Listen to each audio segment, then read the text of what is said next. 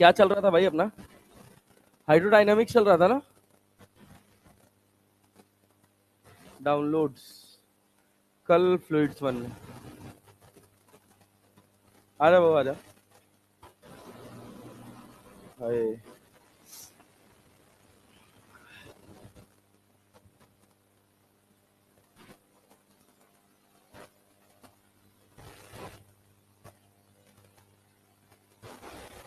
रुको, बताया पहले।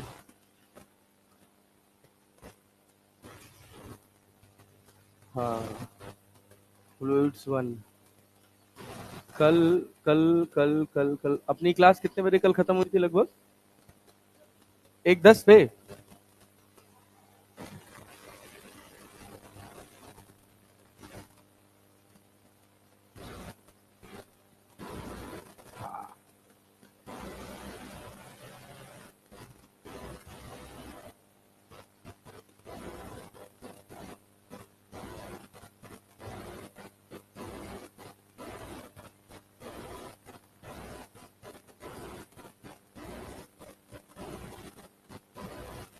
कल एक सवाल दिए थे करने के लिए, कोई बना के ले आया क्या?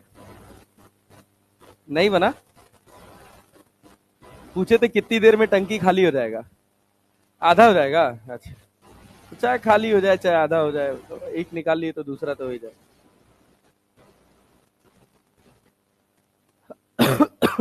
यही तो सवाल था, यही था ना? मान लो, ये बताओ, हम तुमसे कहें, बढ़िया काइनेमेटिक्स का क्वेश्चन है ये। इस क्वेश्चन में फिजिक्स जैसा कुछ है नहीं खास, मतलब फ्लूइड मैकेनिक्स जैसा कुछ खास नहीं। यहां से पानी बाहर निकल रहा है कितनी रफ्तार से? √2 GH की रफ्तार से बाहर निकल रहा है, ठीक है ना? मान लिया कि कंटेनर में इस समय पानी घट के हो गया है h हाइट, तो भाई पानी का जितना हाइट होगा उस समय इसकी रफ्तार होगी √2 GH, ठीक है ना? क्या ये पानी भी कुछ रफ्तार से नीचे जा रहा होगा? जा रहा होगा ना? हम सोच रहे हैं कि थोड़ी देर बाद ये पानी टाइम t पर यहां था और t+dt टाइम में ये dh हाइट गिर गया। अरे गिर गया कि नहीं गिर गया? अरे क्लियर है? यस। यहां से पानी कितनी रफ्तार से बाहर निकल रहा था? √2 GH। इक्वेशन ऑफ कंटिन्यूटी क्या कहता है? A1 V1 बराबर A2 V2। इसका एरिया स्मॉल a था और इसका एरिया क्या था? Capital A। अरे था ना? तो ये बताओ, यहां पर भी प्रेशर P0 है और यहां पर भी प्रेशर P0 है। पहली बात तो हम ये लिख सकते हैं कि A × V1 बराबर स्मॉल a × V2। लिख सकते हैं? अरे लिख सकते हैं। क्या बनाओगे यहां से? V1 की जगह क्या लिखें? V1 की जगह क्या लिखें सोचो? dH/dt। सोचो, क्या dt टाइम में ये रफ्तार ये dH नीचे आया है कि नहीं आया है? आया है ना? सोचो, सोच लो। V1 कितना होगा? अरे भाई पानी खाली हो रहा है तो पानी की कुछ ना कुछ तो रफ्तार होगी। जिस इंस्टेंट पे हम गणित लगाते हैं उस इंस्टेंट पर हम कहते हैं कि पानी की रफ्तार क्या है? 0, बड़े वाले एरिया पर। लेकिन अगर आप बहुत लंबे ड्यूरेशन में देखोगे, जैसे आर वाली घड़ी की जो घंटे वाली सुई होती है उसको देखो, अचानक से तो वो चलती हुई नहीं दिख रही है, लेकिन पूरे दिन में चल रही है ना? चल रही है ना? तो ये खाली हुआ तो उसकी पूरे दिन में कुछ ना कुछ तो रफ्तार होगी ना? अरे बात समझ रहे हो? तो ऐसे इसकी भी कुछ ना कुछ रफ्तार होगी। तो हम क्या लिखे? A1 V1 बराबर A2 V2। पानी dt टाइम में कितना गिरा है? गिरा है ना? तो रफ्तार कितनी हुई पानी की? Displacement upon time, dH/dt। खत्म, वही लिखती है। और लगाएंगे यहाँ पे माइनस साइन, क्योंकि समय के साथ हाइट घट रही है। नहीं आया? आया? और यहाँ पे क्या हो जाएगा? V2 की जगह कितना हो जाएगा? √2 GH। खत्म, बात हो गया सवाल। तो यहां से देखो, dH/√h, इसमें से √h को बाहर कर लिए बस। dH/√h बराबर यहां क्या बच गया है? Small a by capital A √2G, और यहां पे लिख दिया dt।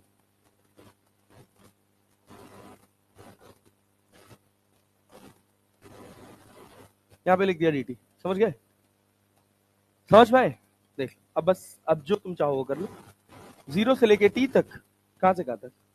ना, पहले हाइट कितनी है, कैपिटल एच, कैपिटल एच से कितना हुआ है, एच बाई। क्लैरिटी है।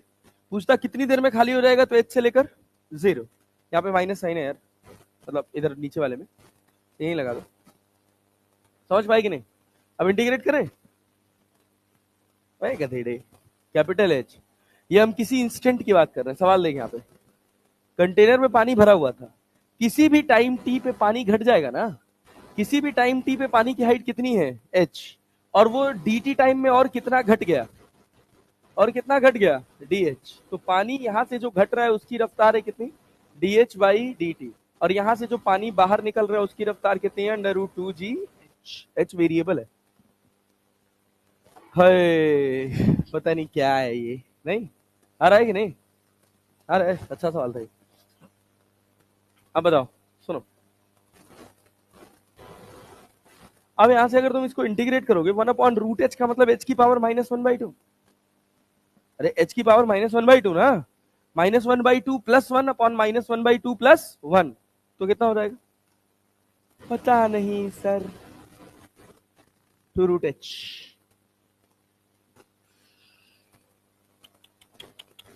ना ना ना ना ना ना ना ना, इंटीग्रेशन ऑफ h की power 1/2 of d h minus, यहाँ माइनस, और यहाँ कितना, a by a under root 2 g, और यहाँ पे dt की जगह डायरेक्टली t लिख लें। अब यहाँ कहां से कहां तक, h से लेकर h/2।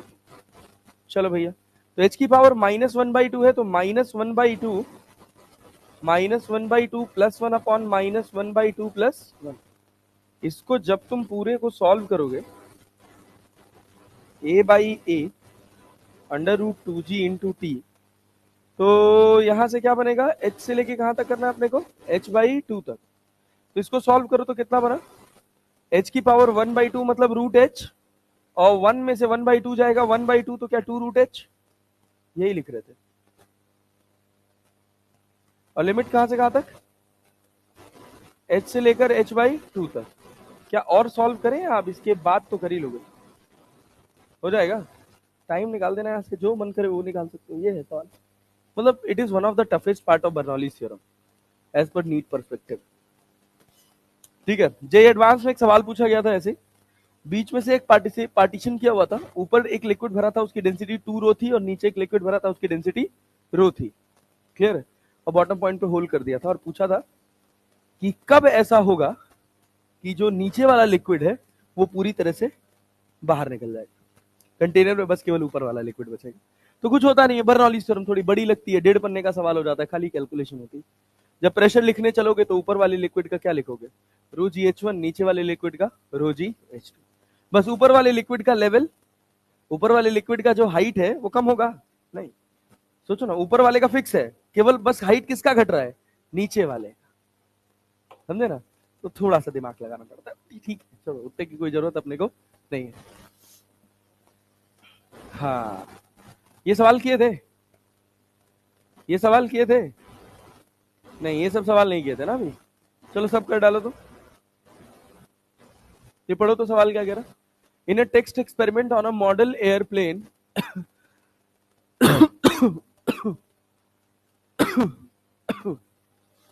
the lower surface, क्या कह रहा था, flow of speed on the upper and lower surface of the wing are 70 meter per second and 63 meter per second. What is the lift on the wing if its area is 2.5 meter square, the density of air is 1.3 kilogram पर metre cube. तो समझो होता क्या है, जो हवाई जहाज होती है उसको उड़ाने में भी बर्नौलीज थ्योरम का बहुत बड़ा रोल होता है, ठीक ना। एयरप्लेन में जो ऊपर वाला हिस्सा होता है वो थोड़ा सा ऐसे कर्व्ड होता है, और नीचे वाला एरिया थोड़ा फ्लैट होता है, ठीक। तो होता क्या है कि जब एयरप्लेन चलती है तो ऊपर जो है वो हवा की रफ्तार तेज हो जाती है, जब उड़ने वाली होती है तो कर्व सरफेस होता है, और नीचे फ्लैट सरफेस होता है तो उस पर हवा की रफ्तार धीरे रहती है। तो नीचे प्रेशर ज्यादा होता है और ऊपर प्रेशर कम होता है, क्योंकि ऊपर हवा की रफ्तार ज्यादा है और नीचे हवा की रफ्तार कम, तो वो लिफ्ट में मदद करेगा। अब नीचे से प्रेशर ज्यादा है और ऊपर से प्रेशर कम है, तो एयर लिफ्ट आसान हो जाता है। वही जब जब एयरप्लेन नीचे उतरने वाली होती है ना, तो उसकी विंग्स में ब्लेड लगी होती है, जो ऊपर वाली विंग्स होती है उसके ऊपर ऐसे ब्लेड लगी होती है, वो क्या करती है, ऐसे खुल जाती है, क्लियर है। तो जब ऐसे खुल जाएगी तो जो हवा इससे टकराएगी, टकरा के रुक जाएगी, तो यहाँ पर हवा की रफ्तार कम हो जाएगी और नीचे हवा की रफ्तार रिलेटिवली ज्यादा होगी, तो नीचे प्रेशर कम होगा और ऊपर प्रेशर ज्यादा होगा। तो क्या वो हेल्प करेगा उसको नीचे दबाने में? yes. और बहुत सारे कॉन्सेप्ट होते हैं, मतलब केवल बर्नौली से ऐसा नहीं होता है, जाइरोस्कोप होता है, बहुत सारी चीजें होती है।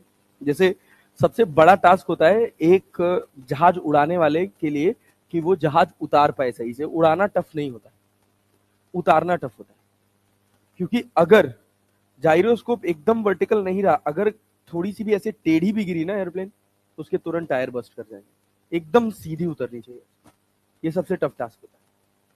ऐसे टेढ़ी नहीं, थोड़ा सा भी उसका पहिया अलाइनमेंट थोड़ा सा भी नीचे नहीं हो सकता। इस वजह से यहां तक देखना होता है कि एयर स्पीड कितनी है।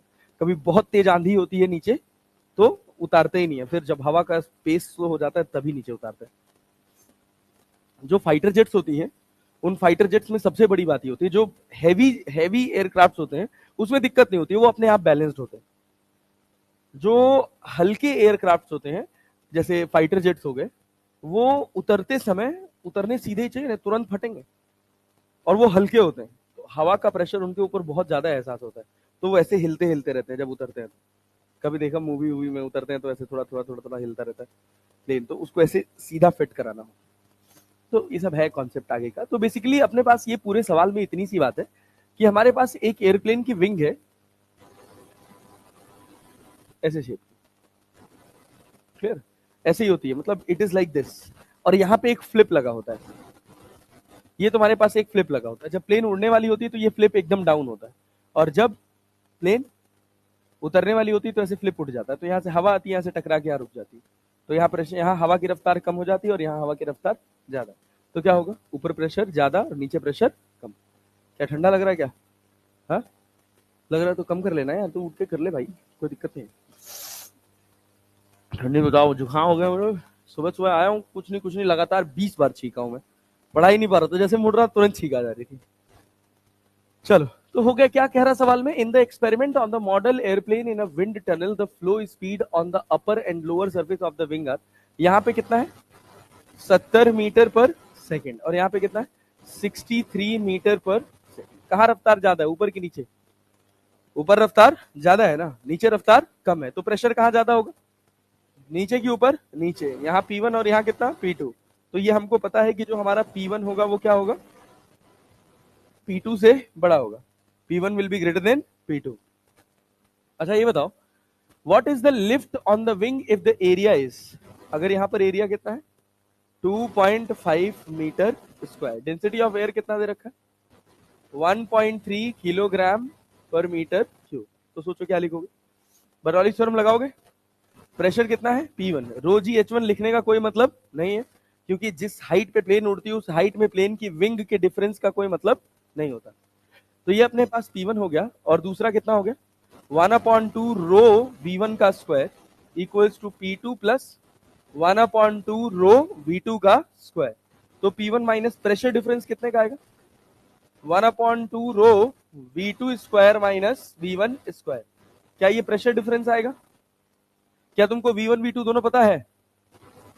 अरे पता है ना, सोचो, ऊपर से फोर्स लग रहा है, ये P2 से देखो, कभी भी प्रेशर से जो फोर्स आता है वो सरफेस एरिया के परपेंडिकुलर होता है कि नहीं होता? होता है ना भाई साहब। तो ऊपर से जो फोर्स आ रहा है वो हो गया F2, और नीचे से जो फोर्स आ रहा है वो क्या हो गया F1। कौन ज्यादा होगा, F1 की F2?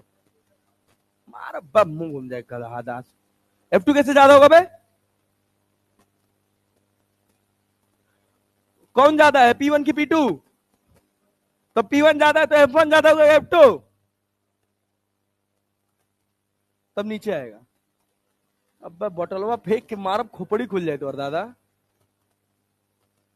अबे ये नीचे से जो फोर्स ऊपर लग रहा है वो ज्यादा होगा, तो ये नीचे कैसे आएगा?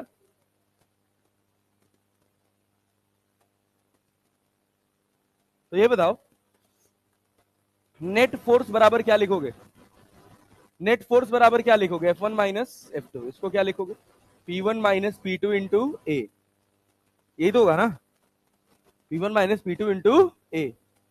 फोर्स बराबर प्रेशर इंटू एरिया ही तो होता है। क्या हमारे पास P1 माइनस P2 पता है? इसमें भी ए डाल दो और इसमें भी ए डाल दो, दोनों तरफ हो गया, ये हो गया फोर्स। तो 1/2 डेंसिटी कितना है जी 1.3 V2 कितना है 70 का स्क्वायर माइनस 63 का स्क्वायर ये आ गया तुम्हारे पास समझ आया कि नहीं अरे समझ आया अच्छा क्वेश्चन है बर्नौलीज का एयरप्लेन प्रॉब्लम क्या भाई एरिया से मल्टीप्लाई नहीं किया एरिया कितना है 2.5 मीटर स्क्वायर मल्टीप्लाई कर दी समझ पाए सब में यही सवाल ही कर रहे हैं अब ये देखो क्या कह रहा A tank of height 5 meter is full of water. There is a hole of a cross-sectional area 1 centimeter square in its bottom. The initial volume of water that will come out from the hole per second. कितना पानी बाहर निकल रहा है पर second जानते हो क्या पूछा है रेट dm by dt लेकिन वॉल्यूम पूछा है dv by dt सोच dv by dt तूने क्या पढ़ा था किसके बराबर होता है अरे कांस्टेंट होता है ना जी तो क्या लिखिएगा a1 v1 बराबर a2 v2 तो क्या पूछा है a2 v2 अब इतना दिमाग काम करना चाहिए भाई नहीं करेगा तो दिक्कत वाली बात है पानी कितने हाइट तक भरा है 5 मीटर क्या रफ्तार बता सकते हो v इक्वल्स टू कितना होगा बराबर अरे भाई टैंकर में पानी भरा है h हाइट तक 5 मीटर की हाइट तक क्या यार कैसे आदमी हो यार तुम लोग सब पढ़ाना लिखाना बेकार करोगे क्या यहां से पानी बाहर निकल रहा है क्या √2gh लिखोगे दो g का वैल्यू 10 h का वैल्यू 5 तो क्या 10 मीटर पर सेकंड आया तुमसे क्या पूछा है कितना वॉल्यूम बाहर पानी निकल रहा है पर यूनिट टाइम तो क्या लिखोगे a इंटू वी एरिया कितना है इसका एरिया कितना है 1 सेंटीमीटर स्क्वायर तो 1 इंटू 10⁻⁻⁴ अभी वेलोसिटी कितना है 10 तो क्या हो गया तो कितना हो गया 10⁻⁻³ मीटर क्यूब पर second and d v by d t बराबर एक्सलरेशन वॉल्यूम है ना हाँ अब भरोसा नहीं है भाई तुम्हारा मुझे कुछ तुम कुछ भी करोगे ये क्या है क्यू इसको क्या बोलते हैं discharge rate of flow of liquid अरे आया खाली हम ही सॉल्व कर रहे हैं कि कुछ पल्ले भी पड़ रहा है कहो समझ आ रहा है ठीक 8 तारीख को एक टेस्ट होने वाला है क्या नाम है उसका सीटी कंबाइंड टेस्ट कुछ और नाम बोलते हैं उसको क्यूमुलेटिव क्या बोलते हैं क्यूमुलेटिव बोलते हैं कॉम्पोजिट जो भी हो मतलब उसमें हीट ट्रांसफर तक सब कुछ आएगा और वो पूरा पेपर हम बनाएंगे एक एक सवाल और आपसे वादा करते हैं आप उसका एक भी सवाल इंटरनेट पर ढूंढ नहीं पाएंगे मतलब पेपर बढ़िया होगा एकदम नीट पैटर्न पे होगा बढ़िया लॉजिकल पेपर होगा और जो उस पेपर में 140 प्लस ले आएगा 140 प्लस समझ लो कि वो सेलेक्ट हो जाएगा मतलब फिजिक्स उसका खराब नहीं होगा 140 प्लस का टास्क है हर एक सवाल में लॉजिक होगा वो आपके सामने जो 50 के 50 सवाल उतरेंगे हर एक सवाल आपको परखेगा बहुत ध्यान से पढ़िएगा ऐसा कोई सवाल नहीं होगा जिसकी कैलकुलेशन 3 लाइन से ज्यादा हो ये भी मैं आपको यहां वादा कर देता हूं आप ये नहीं कह पाओगे कि अरे सर ये सवाल तो बड़ा कठिन था ना you will know everything but you will definitely make it wrong I am very sure तो तैयार हो जाइए समझ लीजिए कि एक तरीके से ना आपका ये जो अगला हफ्ता है वो निर्धारित करेगा कि आपका सिलेक्शन होगा कि नहीं होगा जान लीजिए तो ढंग से पढ़ के आइएगा बदमाशी मत करके आइएगा जबरदस्त पेपर होगा मजा आ जाएगा फिर उसके बाद आप कहेंगे कि सर हर बार पेपर आप ही बना के दो मजा आ जाएगा आपको पेपर करके 4 ऑप्शन देखेंगे तो आपको जरूर इस बात का एहसास हो जाएगा कम से कम 20% सवाल में 20 से 25% सवाल में कि ये तो कुछ भी सही हो सकता है ठीक है ना तो थोड़ा ढंग से पढ़ के आइएगा पूरा 1.5 हफ्ते का टाइम है एक एक दिन में 10-10 सवाल 12-12 सवाल ढूंढ के टाइप करवाऊंगा लिख के टाइप करवाऊंगा तो तैयार रहिएगा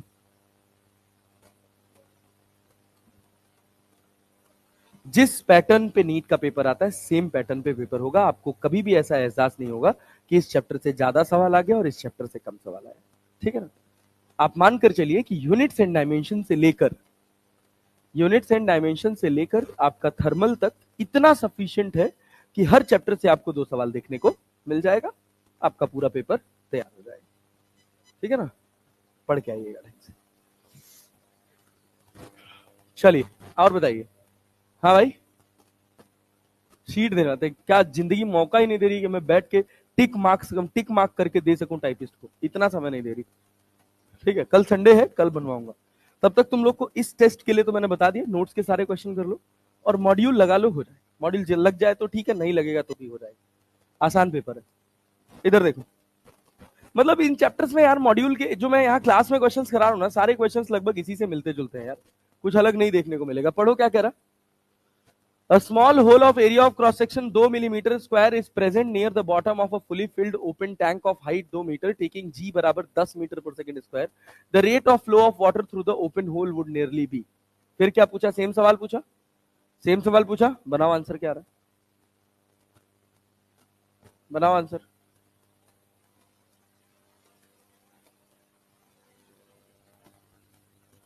जुकाम होता तो मेरे कान में खुजली होने लग जाती। ओ भाई साहब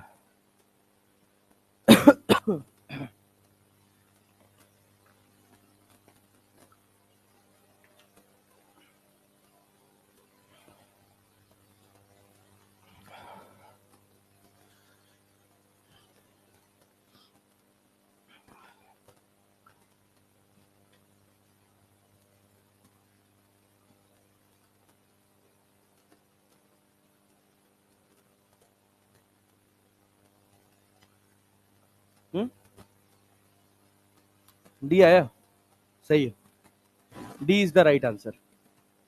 क्या किए, क्या निकाले हो? D v by d t, इसी को तो डिस्चार्ज बोलते हैं। और जो एरिया दिया है A2 V2, एरिया कितना दिया? 2 मिलीमीटर स्क्वायर, यही तो है। तो 2 into 10 to the power -6, V2 कितना? V2 6.3 आ रहा है। अंडर रूट 2 GH, हाइट कितना है? 2 मीटर, 2 रूट 10, तो 2 रूट 2 दूना 4 और रूट 10 रूट 3.4 ना, हाँ 3.14 होता है ना, पाई का वैल्यू होता है ना, पाई का 3.14 होता है ना, तो 3.4 तो नहीं होगा यार, रूट 10 3.3 के करीब जाएगा, 3.25 या 3.3 के करीब जाएगा। अच्छा, एक ही में 12 था, अच्छा ठीक है, बढ़िया। तो 2 दूना 4, 4 दूना 8, 4 हैं 12, तो 12.6 into 10 to the power minus meter cube पर डीवी बाई डी टी। ठीक है, चलो ये बनाओ। AIIMS 2019, find the pressure difference. यहां और यहां प्रेशर डिफरेंस निकालना है, कितना होगा? रुक, कुछ भी बनाए, हाँ क्या बात है। Find the pressure difference between the point A and B. A container of height 10 centimeter is filled with water. There is a hole at the bottom. Find the pressure difference between the point A and B. A और B के बीच में pressure difference कितना होगा? अबे यहाँ pressure कितना है? P not, तो यहाँ कितना होगा? P not plus rho g H. अरे एच हाइट नीचे ही तो गए, तो प्रेशर डिफरेंस कितना आया? प्रेशर डिफरेंस कितना आया? रो जी एच। डिफरेंस का मतलब घटाना होता है ना। पानी का डेंसिटी कितना? 10 टू द पावर 3, जी का वैल्यू 10 और हाइट भी कितना? हाइट कितना? 1, हज की 0.1, 1 का है भाई, 10 सेंटीमीटर है ना। हाँ भाई, डायग्राम में मीटर में दिया तो ये 100 सेंटीमीटर होगा, तो यहाँ 1 लिख दोगे तो प्रेशर बराबर कितना होगा? 10 टू द पावर 4 ना, 1000 पास्कल होगा भाई। तेरा 1 कैसे आंसर आ रहा था?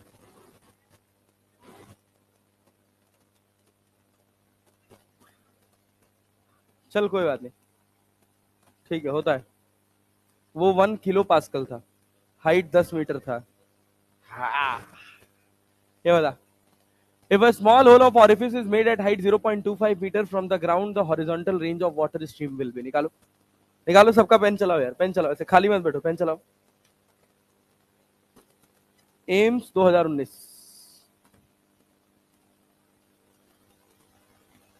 कैलकुलेट किए हैं हमने। बढ़िया, गुड जॉब। आंसर बता। B, d, 86.6। निकाल, अभी निकाल, तुरंत, तुरंत निकाल के दिखा तो मैं मानू। हाँ तो बनाइए ना, हम कहाँ मना कर रहे हैं।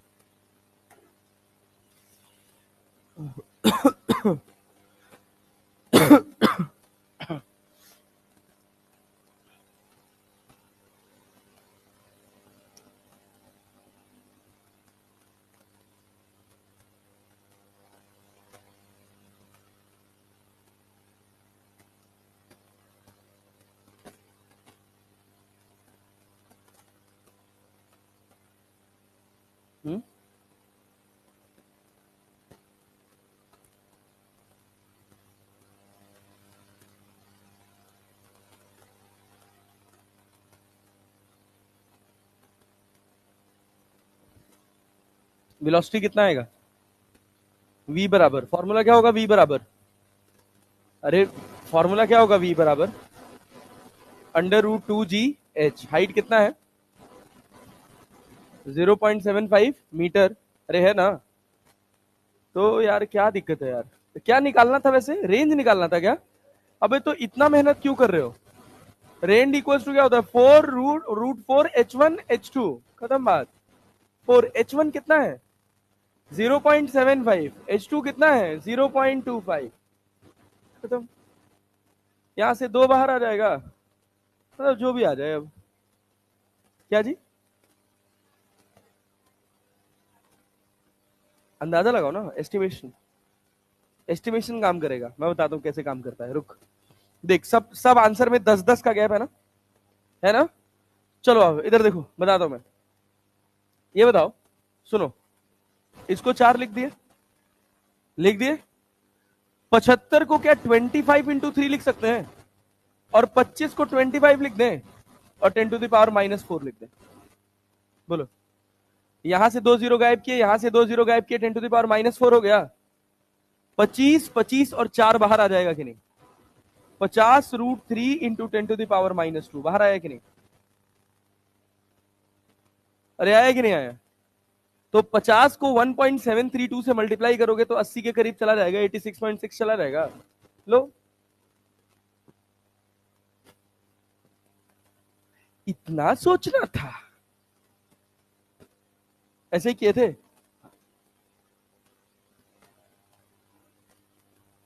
ठीक है, थोड़ा सा दिमाग लगाया करो।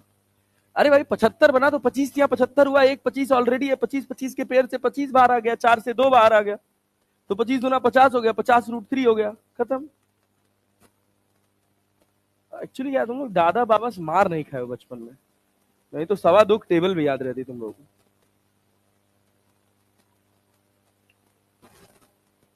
हाँ भाई, the venturi meter works on, ऐसा ही सवाल आना चाहिए सर। हाँ, नीट 2023 का ही क्वेश्चन है।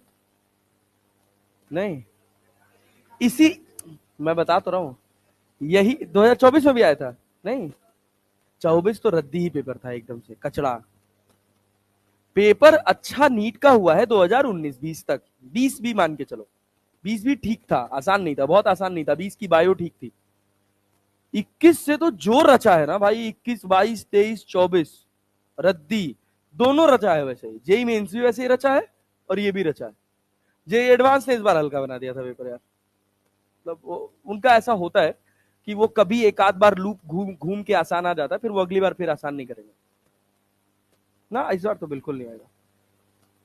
देखो, आसान पेपर हरदम बेकार बात होती है, हरदम बेकार बात होती है आसान पेपर, समझे ना? क्योंकि जो अच्छा है, जो मेहनत करके गया है, उसको भी पता है कि वेंचुरी मीटर बर्नौलीज प्रिंसिपल पे काम करता है। और जो वेंचुरी मीटर एक बार अपनी आंखों से देखा होगा, उसको पता भी होगा, नाम भी सुना होगा, application of Bernoulli's theorem is venturi meter, वो भी इसको सही करके आएगा। तो अंतर होना चाहिए ना दोनों में, डिफरेंशिएट कर पाओ ना। क्लियर है ना? ऐसे डिफरेंशिएशन करवाएंगे 8 तारीख को। तैयार रहना ब्यूटी। ब्यूटी नाम है ना तुम्हारा? ठीक है, ब्यूटा बनेगा तुम्हारा, समझ लेना। ठीक है ना? अच्छे से पढ़ के आना, उड़ाऊंगा मैं। ठीक है ना? एक, मतलब यार जरूरी होता है ना, एक डंडा होना चाहिए। हा?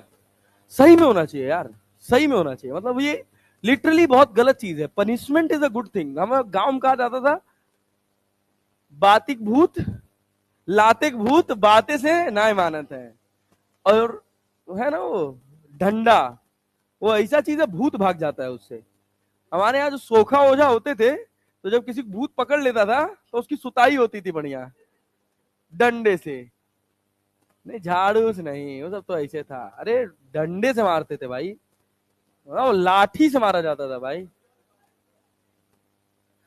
हाँ, किससे लगा था? मारे थे?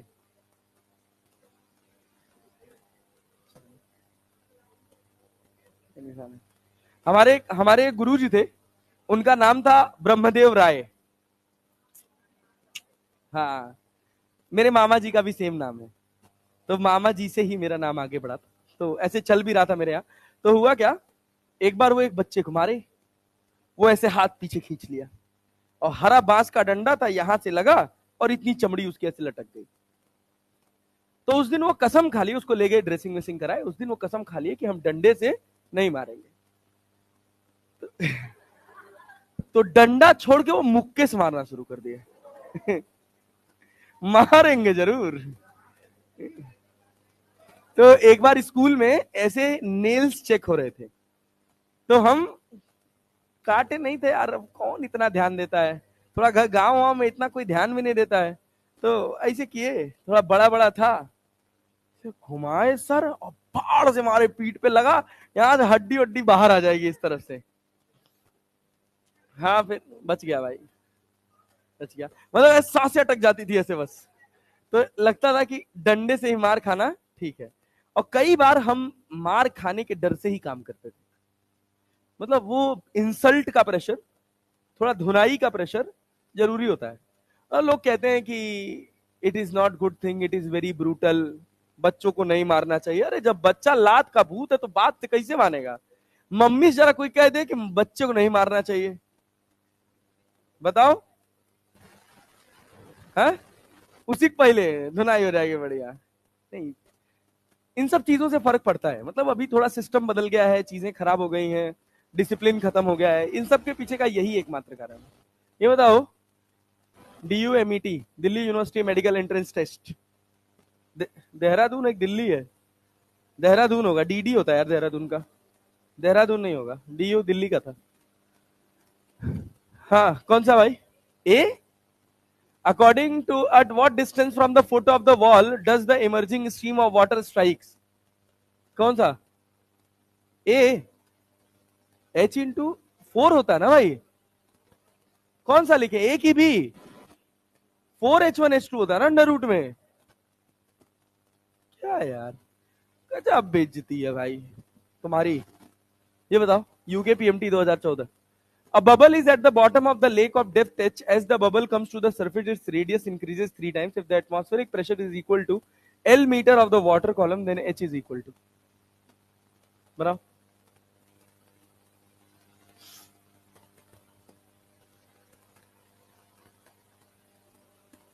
एक बबल था, H डेप्थ नीचे था, ऊपर आया तो क्या हुआ, उसका रेडियस कितना बढ़ गया? 3 टाइम्स बढ़ गया। If the atmospheric pressure is equal to L meter of water column, then H is equal to.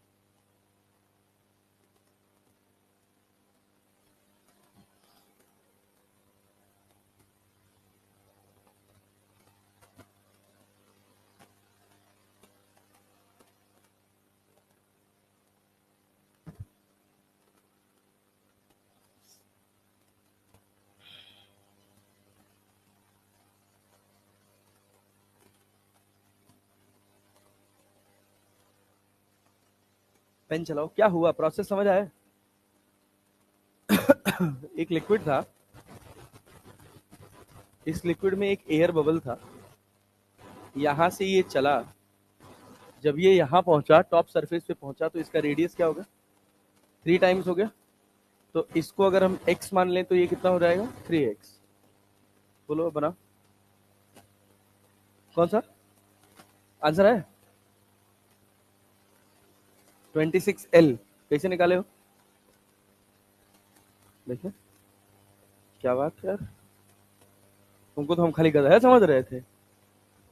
अरे देख ला, मजाक कर रहे हैं, तो दिल पे ले रहा है यार।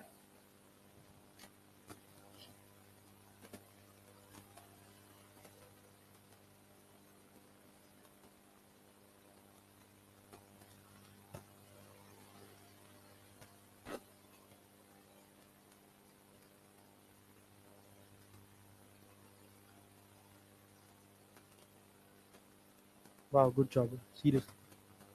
समझ के बनाया या पहले बनाया था या तब कैसे? पहले बनाया था, ठीक, बढ़िया, गुड जॉब, बहुत अच्छा, बहुत बढ़िया। ये बताओ, सोचो, यहां पर टेम्परेचर टी है, क्या यहां पर भी टेम्परेचर टी होगा? अंदर तो गैस ही है ना? अरे है ना भाई? तो सिंपल क्या लिखोगे? P1 V1 बराबर P2 V2 लिखोगे ना? अरे P1 V1 बराबर P2 V2, P1 कितना यहां पर हो तो भाई P equal to rho g h होता है कि नहीं होता है? होता है ना? तो जब रो जी ऑफ एच लिखा हो, जैसे कहा जाता है कि L mm ऑफ एच जी, तो हम प्रेशर को बस हाइट से रिप्लेस कर देते। कैसे भाई साहब? हाइट से। तो जब P1 लिखोगे, इस वाले को 1 मान लो और इस वाले को क्या मान लो? 2 मान लो। तो जब P1 लिखोगे तो P1 क्या लिखोगे? एटमॉस्फेरिक प्रेशर कितना है? L। देखो क्या रहा, if the atmospheric pressure of liquid is equal to L meter of water column, तो क्या L लिख ले। और भैया H हाइट नीचे गए हो पानी में, तो क्या L प्लस H प्रेशर लिख ले। यहां रोजी लिखने का कोई मतलब नहीं है, क्या यहां भी लिखोगे कट जाएगा। वॉल्यूम कितना? 4/3 पाई एक्स क्यूब। P2 कितना? L केवल, अरे P2 तो केवल एटमॉस्फेरिक प्रेशर है ना भाई, तो P2 की जगह क्या हो जाएगा? L। और volume 4/3 pi r cube, x cube की 3x का 3x क्यूब, 4/3 पाई से कट गया, तो L plus H into x cube बराबर 3×3 = 9, 27 हो गया, 27x क्यूब हो गया। एक्स क्यूब से एक्स क्यूब कट गया, L है यहाँ पे, अरे है ना? तो H बराबर कितना आ जाएगा? 27 माइनस 1L हो जाएगा, that is equal to 26L। बहुत बढ़िया क्वेश्चन है ये। एक बार AI ट्रिपल ई में पूछा गया है 2007-2008 में, फिर उसके बाद यहाँ पूछा गया, बस खाली डेटा का अंतर था। अरे क्लियर है जी? समझ पाए सवाल? ये सोचना अपने में बहुत बड़ी बात है, ये अप्रोच ले आना अपने में बहुत बड़ी बात है। P1 V1 बराबर P2 V2। अरे क्लियर है? पक्का जी? बात समझ लीजिए, देख लीजिए, क्यों ऐसा कर पाए हम, क्यों ऐसा कर पाए? ये पैटर्न याद कर लेना, जब भी बबल का सवाल आएगा ऊपर जाएगा तो इसका एक्सपेंशन आइसोथर्मल होता है। एक्सपेंशन कैसा होता है? आइसोथर्मल। तो यहां क्या हो जाएगा?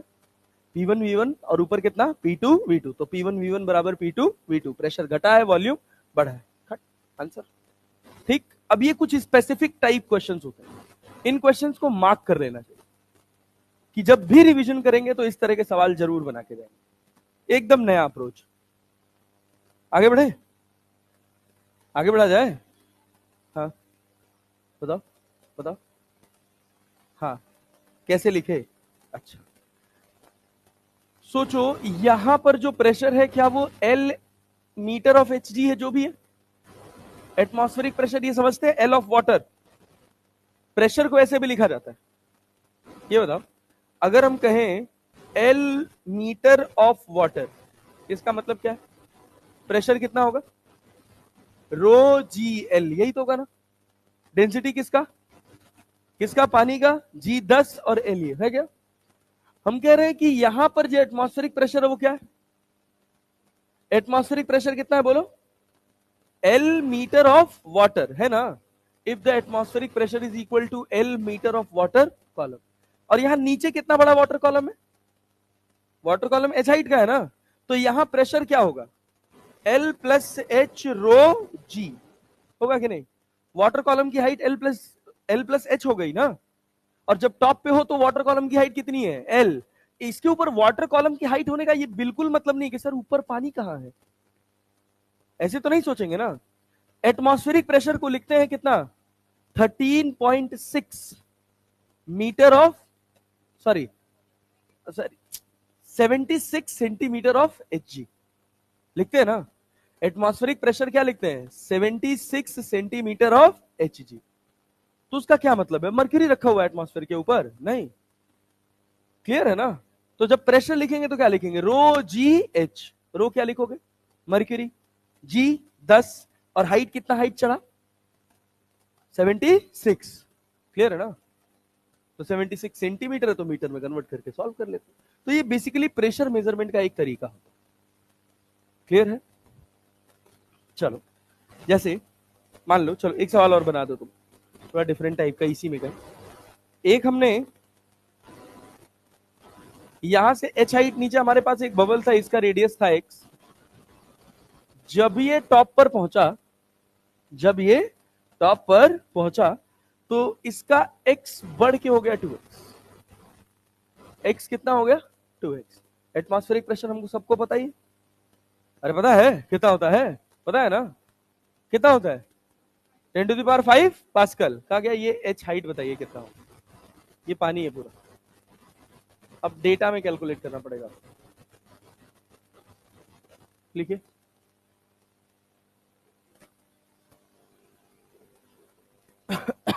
लिखिए,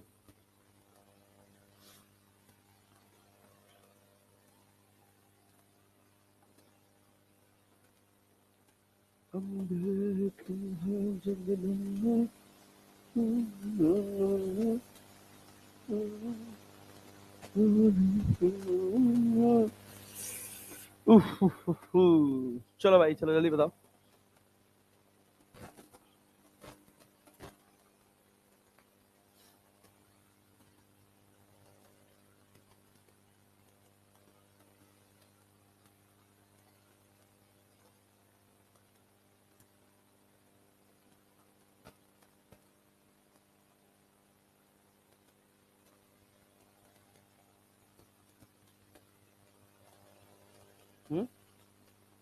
कहाँ है 76 रखोगे, 1 पास्कल लिखो ना, 10⁵ पास्कल।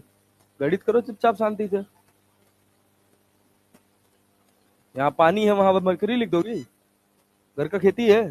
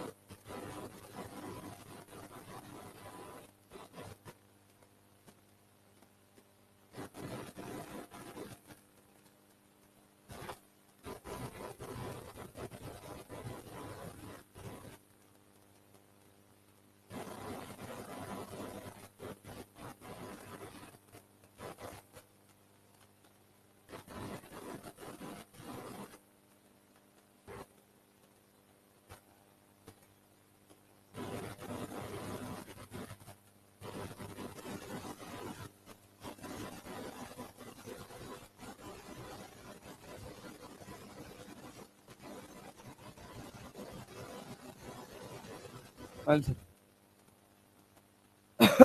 ठीक है, आया हो, हाँ आया नहीं, हाँ झूठे बोल दे, यस। लिखा कहाँ है, देखो कहाँ आया, तो कहा 70 तो नहीं दिख रहा मुझे कहीं।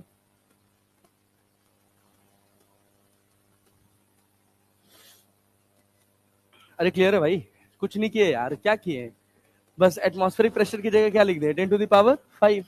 यहाँ भी क्या हो गया, 10⁵5। वॉल्यूम दोनों का लिख दिया, गणित ही तो लगाना है बस। ये सवाल बनाओ, NEET 2015। A wind with speed of 40 meter per second blows parallel to the roof of a house. The area of the roof is 250 meter square. Assuming that the pressure inside the house is atmospheric pressure, the force exerted by the wind on the roof and the direction of force will be. समझते हो क्या होता है, झोपड़ी समझते हो, कभी ऐसा चलता है, कभी ऐसा सुना है कि बहुत तेज आंधी आई, छत उड़ गई, उड़ जाती है ना, जो शटरिंग वाली होती है, जो नहीं वो क्या बोलते हैं उसको, एबेस्टॉस वाली छत होती है। हाँ हाँ हाँ हाँ हाँ हाँ हाँ। तो उसमें दो आता है, एक तो हाँ टीने वाला आता है, टीना प्लास्टिक वाला, वो तो एक बार हमारे गांव में जो जहाँ गाय वाय बांधी जाती थी, तो उनके शेड के लिए उसको लगाया गया था। तो आंधी आई, पूरा छत ही उड़ के खेत में जा गिर गया। उड़ जाता है वो, ठीक है ना? क्यों? अंदर प्रेशर पी नॉट है, ऊपर हवा चल रही है, तो ऊपर हवा की रफ्तार तेज है, तो ऊपर प्रेशर कम हो जाएगा। अंदर प्रेशर ज्यादा है तो क्या होगा? उड़ जाएगा। क्लैरिटी है ना? तो बताओ कितना फोर्स लगेगा? है? छत गायब? बताओ, क्या डाउट लग रहा है? कुछ है तो पूछ लो। शर्मा रहे हैं सर।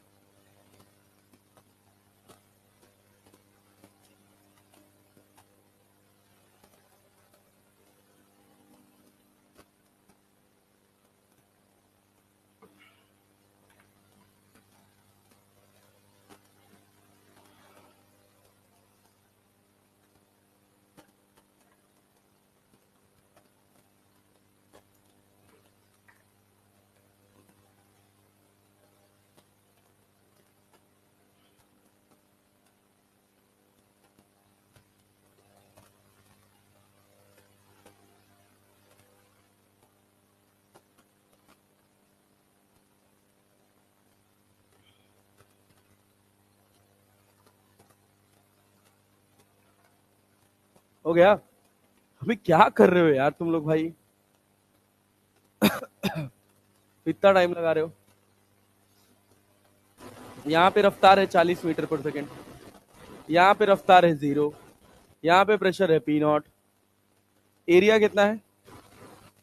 250 metre square. यहाँ प्रेशर ही तो चाहिए, और प्रेशर भी क्यों चाहिए? यहाँ प्रेशर है P1, यहाँ प्रेशर है P2, P1 माइनस P2 निकालो ना। अभी सवाल लगाए एयरप्लेन एंड विंड वाला यार, सेम क्वेश्चन है।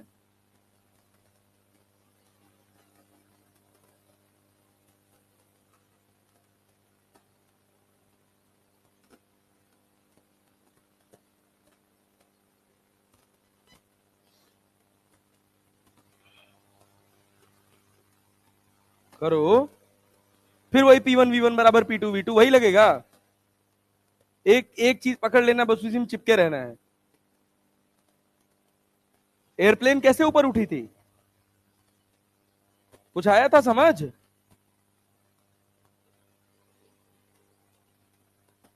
तो कैसे निकाले थे? बर्नौलीज थ्योरम लगाए थे?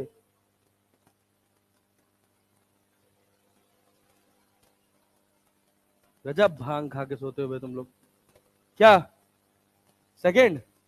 सिंपल सी बात है, नीचे वाले हिस्से पे प्रेशर कितना है? P1 है ना? नीचे वाले पे रफ्तार कितनी है? 0। ऊपर वाले पे प्रेशर कितना है? P2। रफ्तार कितनी है? रफ्तार कितनी है? 40। तो काइनेटिक एनर्जी होगी ना? डेंसिटी कितना है जी? 1.2, और रफ्तार कितना है? 40 का स्क्वायर, तो 2 छक्के 12, 0.6 हो जाएगा। तो क्या तुमसे नहीं हो रहा भाई? क्या तुम P1 माइनस P2 नहीं निकाल सकते हो? कितना हो गया? 4 चौक को 16 इंटू 10⁻² मल्टीप्लाइड बाई 0.6, तो मतलब कितना भाई? कितना? 16 छक्का 96, 960, खत्म बात। इतना प्रेशर आया, डिफरेंस आया P1 माइनस P2। तो फोर्स बराबर क्या होता है? P1 minus P2 into area. तो 960 मल्टीप्लाइड बाई एरिया कितना है भाई? 250 ना? तो वो तो गया। हाँ भाई, 25 दाम में 250 होता है कि नहीं होता है? 9.6 चल रहा है कि नहीं? 2.4 जाएगा, और 2.4 चाहिए आ जाए, चाहिए आ जाए, देख लो अपवर्ड वाला ही होगा, अपवर्ड ही तो लगेगा। खत्म हो गया सवाल। अरे दादा, नीचे वाला फोर्स, नीचे वाले प्रेशर से फोर्स ऊपर आएगा, और ऊपर वाले से कहाँ आएगा? नीचे। क्यों? कौन सा फोर्स ज्यादा होगा, ऊपर वाला कि नीचे वाला? नीचे वाला। तो F1 माइनस F2 ही तो करोगे तो ऊपर ही तो लगेगा। कॉमन सेंस यार। क्या चीज? ये कौन सा कॉन्सेप्ट लगा है? बहुत बढ़िया, ये सवाल तुम सही पूछी। अभी तो बात हुई। According to Bernoulli's theorem, P1 plus rho g H1 plus 1/2 rho V1 का square equals to P2 plus rho GH2 plus 1/2 rho V2 का स्क्वायर। ठीक है ना। P1 कितना है जी? P1 है ना एटमॉस्फेरिक प्रेशर। रो GH1 कितना है? 0, क्योंकि छत बहुत पतली सी होती है, कोई हाइट डिफरेंस नहीं है। 1/2 रो V1 कितना है? 0। P2 कितना है? P2 होगा। रो GH2 कितना होगा? 0 होगा। 1/2 रो का वैल्यू कितना है? 1.2 और V2 स्क्वायर कितना है? 40 का स्क्वायर। यही लिखे थे बाबू। P1 माइनस P2 बराबर कितना? 1/2 इंटू 1.2 इंटू 40 का। अरे आया आया हो? नहीं आया? आया जी? यहां कितना हो जाएगा? 0.6।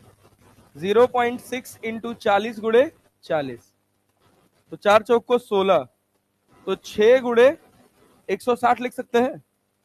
और 16 छक्का 96, 960 हो गया। हो गया 960 पास्कल का प्रेशर डिफरेंस है। तो फोर्स बराबर प्रेशर इंटू एरिया। यही वहां भी लगाए थे, यही यहां भी लगा रहे हैं।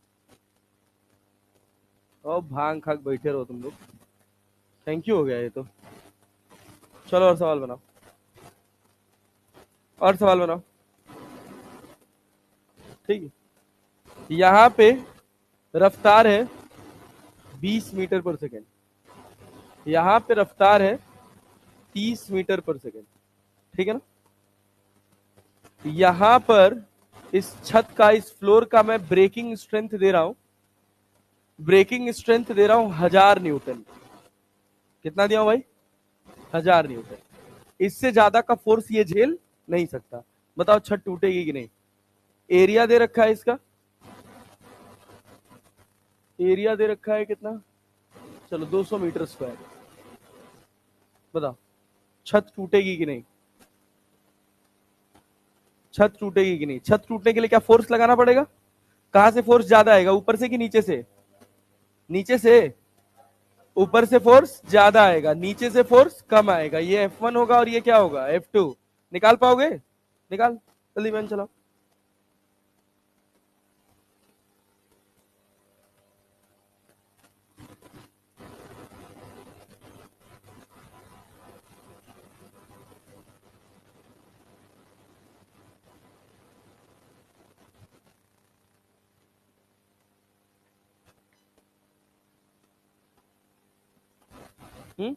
हवा की डेंसिटी वही 1.2 किलोग्राम पर मीटर क्यूब।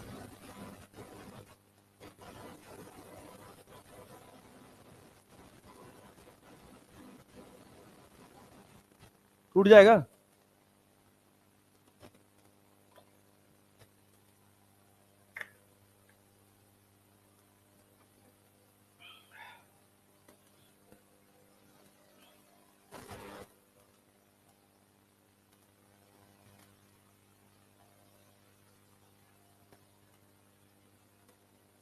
तुम लोग सब नील बटा सन्नाटा। टूटेगा कि नहीं? कितना आ रहा है force, net force? 60,000। Breaking strength कितना है? 1000। टूटेगा ही। छत तो उड़ जाएगी ना? अरे छत उड़ेगी ना? हाँ हाँ, ऑब्वियस सी बात है। मतलब टूट जाएगा, नीचे टूट जाएगा। ऊपर से फोर्स ज्यादा है, नीचे से फोर्स कम है। ये बताओ, ये बताओ क्या किए? सिंपल सी बात है, P1 प्लस 1/2 रो V1 का स्क्वायर प्लस रो GH1 लिखो क्या? नहीं, क्योंकि दोनों तरफ हाइट सेम है। Equals to P2 plus 1/2 rho V2 का स्क्वायर। P1 कितना है? P1 कितना है? P1 कितना है पता नहीं? पता है? नहीं पता। 1/2 रो कितना पता है? 1.2। V1 कितना है? V1 कितना है? 20 का स्क्वायर कर ले। और यहाँ पे कितना? बराबर P2 और प्लस 1/2 रो 1.2 और V2 का स्क्वायर कितना हो जाएगा? 30 का स्क्वायर कर लिया। तो P1 माइनस P2 कर दे। अरे P1 माइनस P2 कर दे ना। ऊपर फोर्स, ऊपर प्रेशर ज्यादा, नीचे प्रेशर कम। तो P1 minus P2 1/2 into 1.2 into 30 का स्क्वायर माइनस 20 का स्क्वायर। समझे कि नहीं? अरे समझे भाई? तो P1 माइनस P2 बराबर 0.6, 900 में से 400 जाएगा तो कितना बचेगा 500, और मल्टीप्लाइड बाई एरिया। एरिया कितना है, एरिया कितना है 200 मीटर स्क्वायर, तो कितना आ जाएगा 5 दूना 10, यहाँ पे 6000 की, हाँ 6000 एरिया कितना आ गया 6000 न्यूटन। अरे है जी, मतलब फोर्स आ गया टोटल कितना 6000 न्यूटन। ब्रेकिंग स्ट्रेंथ तुम्हारा तो 60,000 आ रहा था वे, कैसे, हाँ 60,000 ही आएगा। 5 दूना 10, इसका 10 तो गया ना, 0.6 को 6 कर देगा ना, 4 जीरो तो रहेंगे ही, तो 6000 न्यूटन, 60,000 न्यूटन। ब्रेकिंग स्ट्रेंथ कितने की है 1000 की, क्या छत टूट जाएगी, सिंपल, क्लियर है। अब इसके बाद हमारा एक और हिस्सा बचा था जिसका नाम क्या था भाई साहब, थर्मल एक्सपेंशन, यही तो बचा था ना।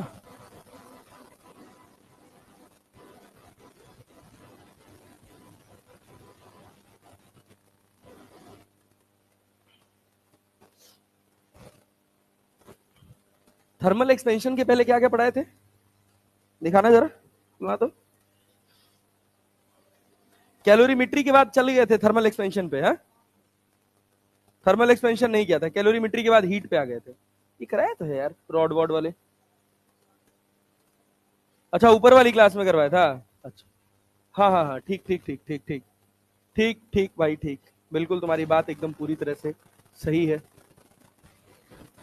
हाँ बाबू, हाँ करा रहे भाई, थर्मल करा दूंगा तो तुम लोग ऊपर वालों से केवल एक लेक्चर पीछे रह जाओगे।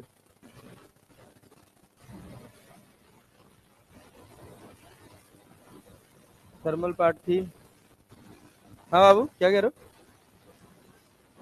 ऊपर वाले में क्या, हाँ आज मतलब 99% आज खत्म हो गया, और मतलब सिलेबस पूरा हो गया है, बट एक दो टॉपिक्स जैसे कारनॉट साइकिल वाइकल है, ये सिलेबस में है नहीं, बट एक लेक्चर लेके पढ़ा दूंगी।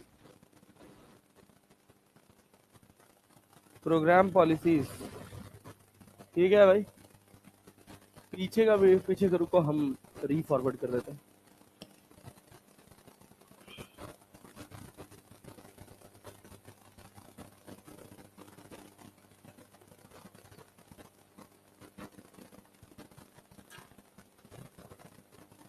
क्या हुआ, है मार रहे भाई, तू मत मारे यार उसको यार, क्या कर रहा है, क्यों मारेगा यार उसको भाई, उसको देखा कर यार, देख देख देख के देखो, viscosity fluids, heat transfer, thermal expansion.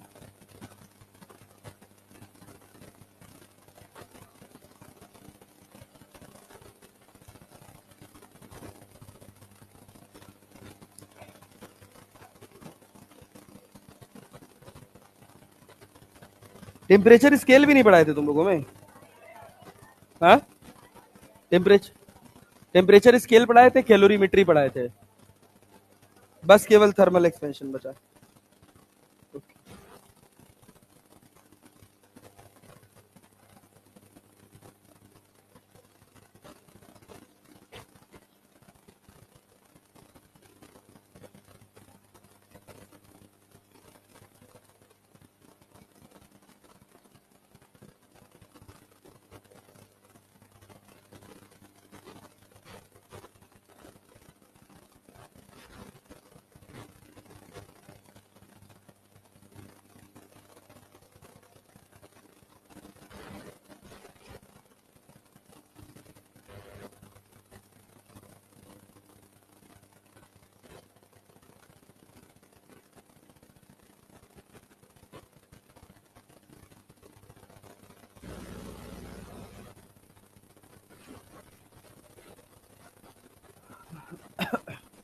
मतलब आज की क्लास जो आया है उसका तो मतलब थर्मल तो उसका गलत नहीं है, थर्मल एक्सपेंशन का तो 4-5 सवाल थे ना पढ़ा है, क्या कह रहे हो भाई, और क्या यार पागल हो क्या, बोलने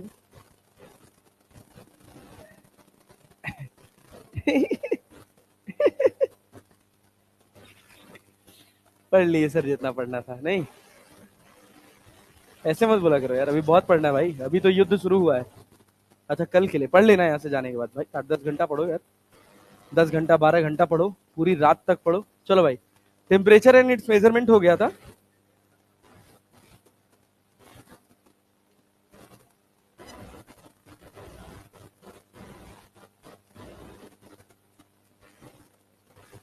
पढ़ना क्या था अपने को? Thermal expansion. भाई सुनो, ये बात तो क्लियर है, किसी भी ऑब्जेक्ट को हीट करोगे तो उसमें एक्सपेंशन होता है, सुने हो ना? किसी भी ऑब्जेक्ट को हीट करोगे तो उसमें एक्सपेंशन होता है। जो मेजरली एक्सपेंशन डिफाइन था वो वन डायमेंशनल डिफाइन था, क्लियर है ना? वन डायमेंशनल एक्सपेंशन से ही हमने अदर एक्सपेंशन को डिराइव किया है। जैसे मान लीजिए हम आपसे कहें कि आपने एक रॉड ले ली, भाई साहब इस रॉड का लेंथ है आपके पास L और इसका टेम्परेचर है आपके पास T0। टेम्परेचर कितना है? T0। आपने इसका टेम्परेचर T0 से T बढ़ा दिया तो ऑब्वियस सी बात है ये एक्सपेंड करेगा तो L से कितना हो जाएगा? Delta L। अरे हो जाएगा, क्लियर है ना? तो L से बढ़ के ये कितना हो गया? L plus delta L। तो ये कितना बढ़ेगा ना, ये चेंज डायरेक्टली प्रोपोर्शनल होगा किसके? कि सबसे पहली बात की इनिशियल लेंथ कितनी है, दूसरी बात कि जो टेम्परेचर डिफरेंस आ रहा है वो कितना आ रहा है। जब दोनों को हम कंबाइन कर देते हैं तो डेल्टा एल बराबर लिख दिया जाता है अल्फा एल डेल्टा टी। बात समझे? अरे क्लैरिटी है? कोई दिक्कत, कोई परेशानी नहीं? अब यही डेल्टा एल बाई एल को हम लिख लेते हैं fractional change in dimension, strain नहीं, फ्रैक्शनल चेंज इन डायमेंशन या फ्रैक्शनल चेंज इन लेंथ। ये किसके बराबर है? किसके बराबर है? Alpha delta T, clear? अच्छा ये जो अल्फा होता है, इस अल्फा को बोलते हैं coefficient of linear thermal expansion. Coefficient of linear thermal expansion. अरे बात समझ गए?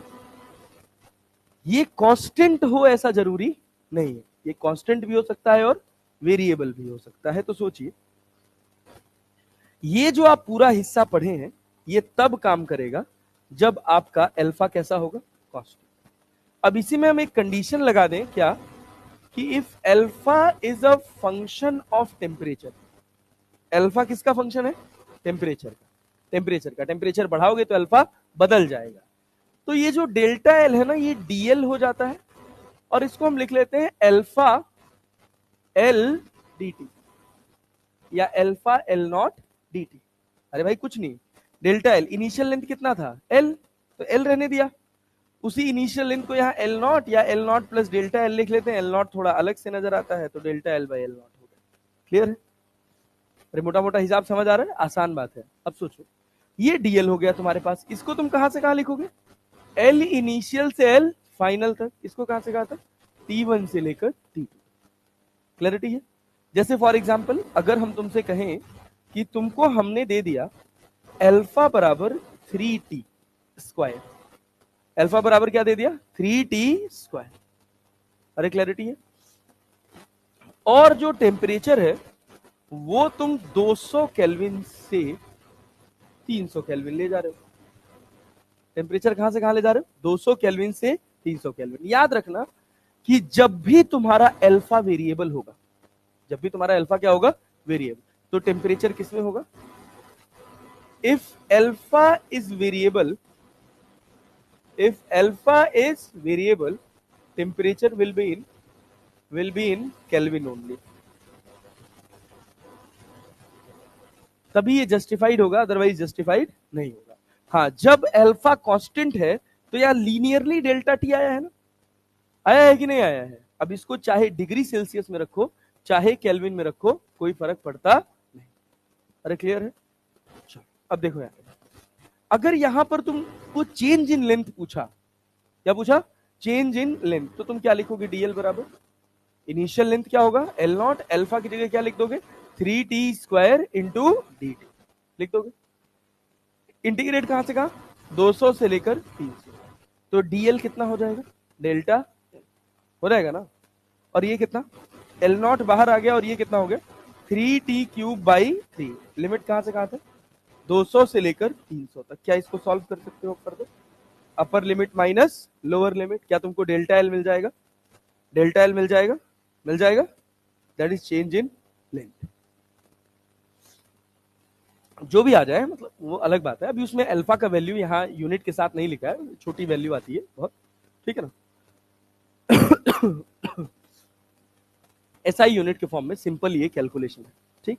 वर्स्ट केस सिनेरियो में अगर पेपर टफ बनना होता है तो वो ये छोटी छोटी चीजें टच कर देते हैं। क्यों? पेपर टफ नहीं हो जाता है, पेपर 95% लोगों के लिए इररिलेवेंट हो जाता है। 95% लोग ये देखे ही नहीं होते कि ऐसी भी कोई चीज होती है। क्लियर है? तो जब तैयारी कर रहे होते हैं तो जनरली क्या होता है कि हम ऊपर ऊपर से पढ़ के निकल जाते हैं, और बहुत सारे बच्चे ऐसे आते हैं जो केवल फॉर्म डालते हैं, जिन्होंने कभी कोई तैयारी की ही नहीं, तो वो लोग ऐसे ही रेस से एलिमिनेट हो जाते हैं। सीबीएसई पढ़ के आते हैं, अच्छा सीबीएसई पढ़ के आते हैं, वो भी नहीं कर पाते हैं थोड़ा, क्योंकि ये सब सीबीएसई के सिलेबस में नहीं। पता चला सीबीएसई में 95-96% लेके आ रहे हैं और आके लपेट दिए जा रहे हैं। क्लियर? तो ये मामला थोड़ा गड़बड़ होता है वहां पे। तो तुम लोग यहाँ पे थोड़ा सा एज क्रिएट करते हो ड्रॉपर्स, इसी वजह से नीट ना ज्यादा ड्रॉपर्स का खेल होता है, बट रैंकर्स ड्रॉपर के नहीं होते। नंबर ऑफ सिलेक्शन ड्रॉपर के ज्यादा होते हैं, रैंकर्स ड्रॉपर के नहीं होते। जानते हो ये बात? क्यों? कारण है उसके पीछे, उसके पीछे का लॉजिक है, क्योंकि जो आ रहे हैं ना, जो रैंकर्स हैं, उनको कोई फर्क ही नहीं पड़ता कि उनका सब्जेक्ट फिजिक्स है कि मैथमेटिक्स है कि बायो है, उनका जो भी सब्जेक्ट है उसमें वो एक्सेलेंस पर है। उनको इस बात की घबराहट नहीं है कि यार गणित आ गई तो मैं कैसे कैलकुलेट करके सॉल्व करूंगा। These are the edge points. उनको कोई फर्क नहीं पड़ता कि यार बायो का ये चैप्टर मुझे समझ नहीं आ रहा। कैसे नहीं आ रहा? जब ये सवाल पूछोगे कैसे नहीं आ रहा, मैं क्या गलती कर रहा हूं कि मुझे चैप्टर समझ नहीं आ रहा, तो अपने आप आएगा यार। जगह हो ना, कोई ऐसी चीज है ही नहीं जो सीखी ना जा सकती है, कोई ऐसी चीज नहीं। बट वही है कि सवाल पूछना पड़ता है, इग्नोर करके डिब्बा बंद करके रख दोगे तो कुछ नहीं होगा। नहीं बच्चा, सही कह रहा हूं ना? सो ले, देख ऐसे करते करते पता चला कॉपी लार वार सब कॉपी बह रहा है। फिर सुनना भाई, ये था तुम्हारे पास लीनियर एक्सपेंशन, इसके बाद क्या जाता है? Superficial expansion. यहां से थोड़ा गेम बदलता है, सुनिएगा। अगर हम आपसे कहें कि आपके पास एक शीट है एक्स एक्सिस में और वाई एक्सिस में, एक्स एक्सिस में इसका थर्मल एक्सपेंशन अल्फा 1 है और वाई एक्सिस में थर्मल एक्सपेंशन कितना है? अल्फा 2 है। ये वाली लेंथ L1 है और ये वाली लेंथ L2 है। तो जब आप एरिया लिखेंगे तो क्या लिखेंगे? ए इनिशियल, क्या L1 इंटू L2 लिखेंगे? लिखेंगे ना? ए फाइनल अगर आपको लिखना होगा तो आप क्या लिखेंगे बताइए? L1 का लेंथ के अलॉन्ग चेंज हो रहा है ना, तो L1 रखोगे तो तुम लिखोगे L फाइनल, और जो L फाइनल होगा वो तुम्हारे पास हो जाएगा L1 1 plus alpha 1 delta T. होगा कि नहीं होगा?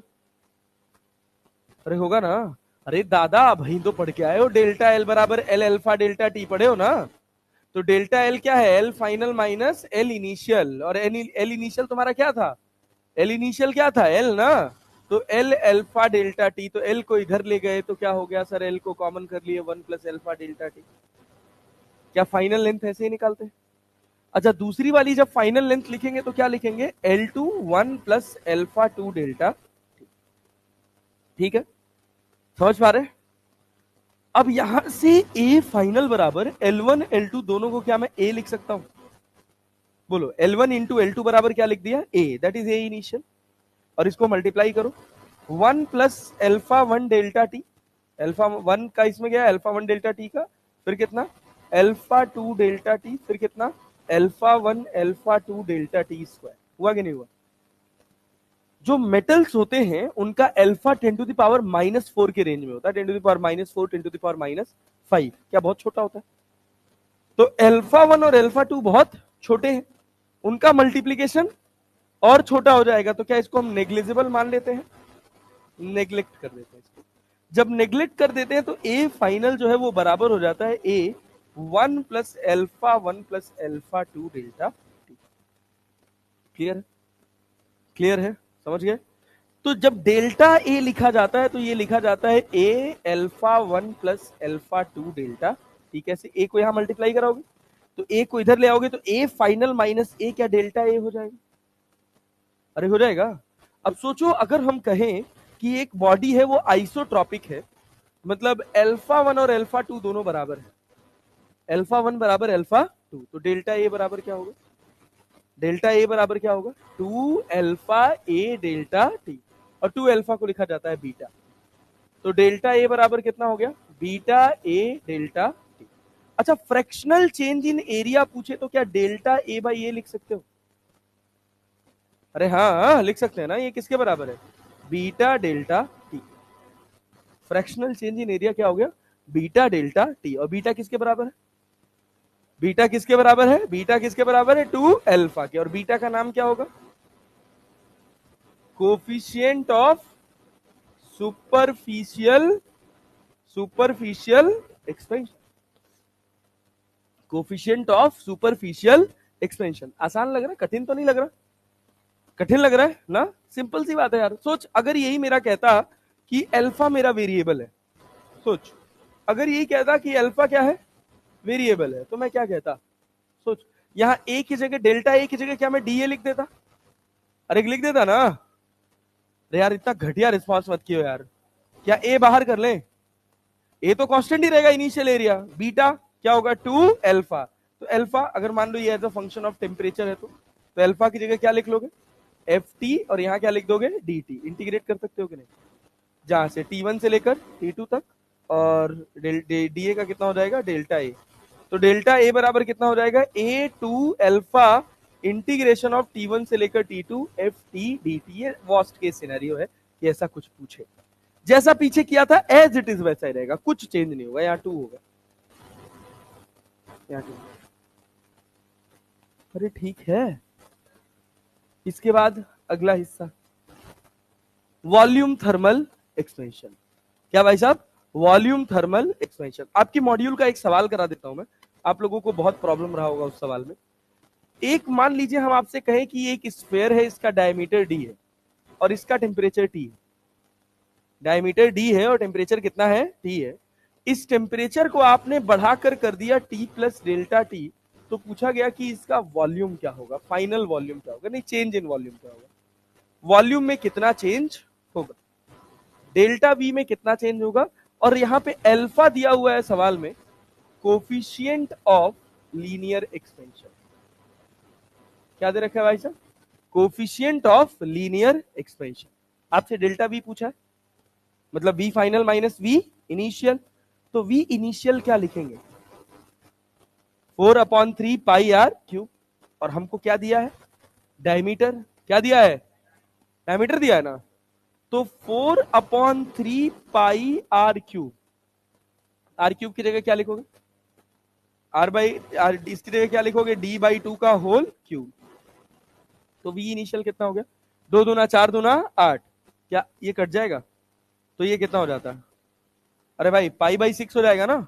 सोचो, पाई बाई 6 डी क्यूब, क्या ये इनिशियल वॉल्यूम हो गया?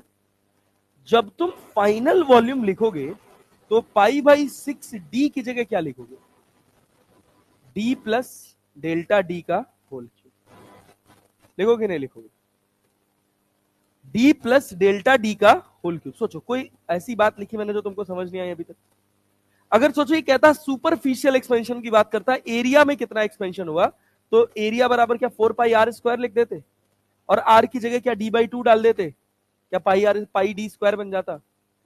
बन जाता ना। और फिर फाइनली क्या लिखते? डी की जगह डी प्लस डेल्टा डी का होल स्क्वायर। यहां तुमको क्या करना है? Whole cube. सूत्र दादा सीधे बैठ।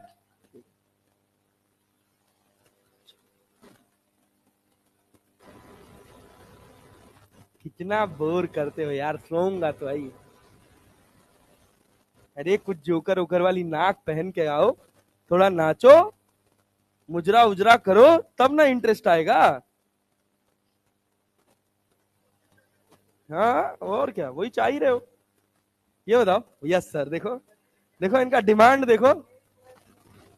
ए भाई वी फाइनल, सुनो सुनो सुनो सुनो सुनो, v final pi by 6 d plus delta d को क्या मैं डी एल्फा डेल्टा टी लिख सकता हूं? सोचो, डेल्टा डी डेल्टा एल को तुम क्या लिखते थे? एल अल्फा डेल्टा टी, तो डेल्टा डी डायमीटर भी तो एक तरह से लेंथ ही है ना। हाँ तो बोल के पढ़ल करो भैया। तो पाई बाई 6 यहां से डी क्यूब बाहर कर लिया जाए, सब बोलेंगे भाई 1 प्लस एल्फा डेल्टा टी का होल क्यूब। भाई बोल के पढ़ना है, अब जो तुम बोलोगे वही लिखूंगा। पाई बाई 6 डी क्यूब है क्या, यहां क्या लिखूं, 1 plus alpha cube delta cube plus 3 alpha square delta T square plus 3 alpha delta T. अब यही फॉर्मूला नहीं याद है प्लस बी के होल क्यूब का। यस सर, क्या कुछ नहीं आ रहा है। ए प्लस बी का होल क्यूब क्या होता है, A cube plus B cube plus 3 A square B plus 3 AB square. ये वाला नहीं याद है सर, 3 AB इंटू ए प्लस बी याद है। रट्टू तोते। चल भाई चल सुन, यहां पे देख भाई, अब अपने को करना है v final minus v initial. तो हम पाई बाई 6 डी क्यूब कॉमन ले सकते हैं, दोनों में है। अरे यहां भी पाई बाई 6 डी, यहां भी पाई बाई 6 डी क्यूब है ना, कॉमन ले लिए। अच्छा ये बताओ पाई बाई 6 डी क्यूब कॉमन लिए तो यहां क्या हो गया, यहां तो 1 plus alpha cube delta T cube plus 3 alpha square delta T square plus 3 alpha delta T रहेगा कि नहीं रहेगा।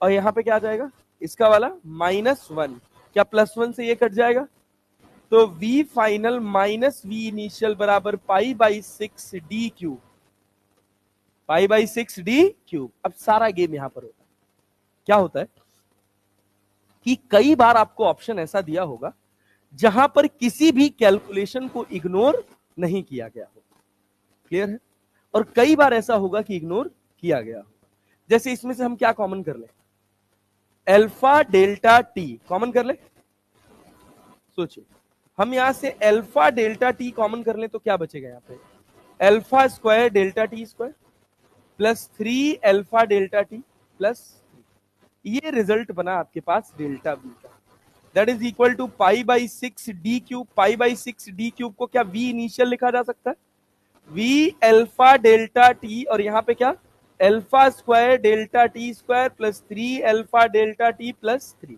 एक रिजल्ट तो आपके पास डेल्टा वी का ये बन गया। फ्रैक्शनल चेंज इन वॉल्यूम पूछता तो आप डेल्टा वी बाई वी लिख देते, कोई दिक्कत कोई परेशानी नहीं थी। सर बहुत है ना परेशानी तो बहुत होगी। ये सेम सवाल आपकी मॉड्यूल का है, उसमें बस केवल वॉल्यूम की जगह सरफेस एरिया लिखा है।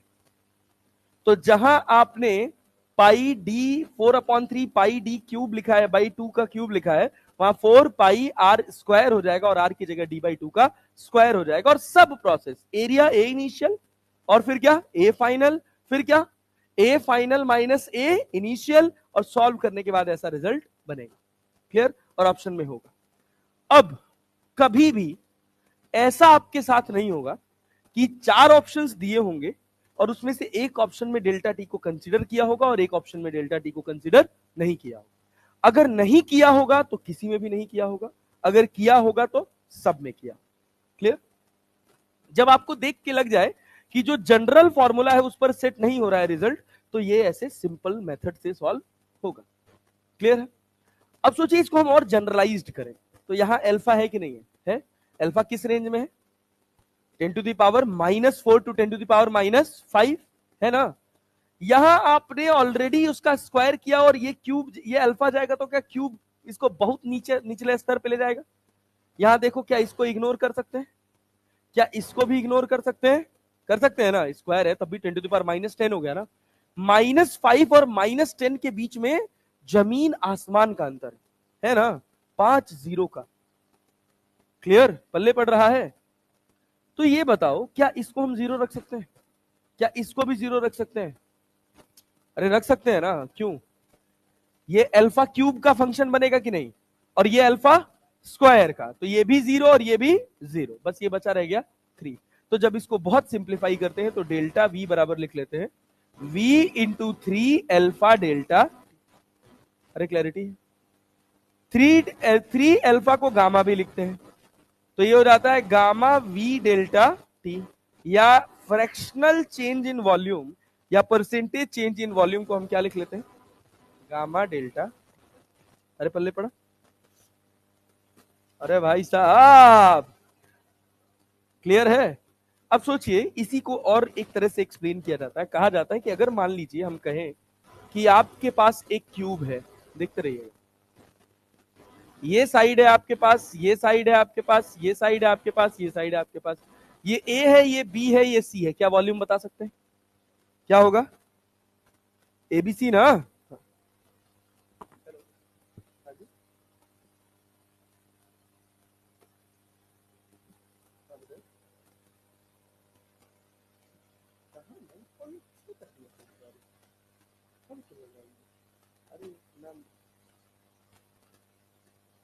नहीं नहीं नहीं, भूल नहीं सकता हूँ, गरीब आदमी ना, कहाँ सोलर पैनल लगवाता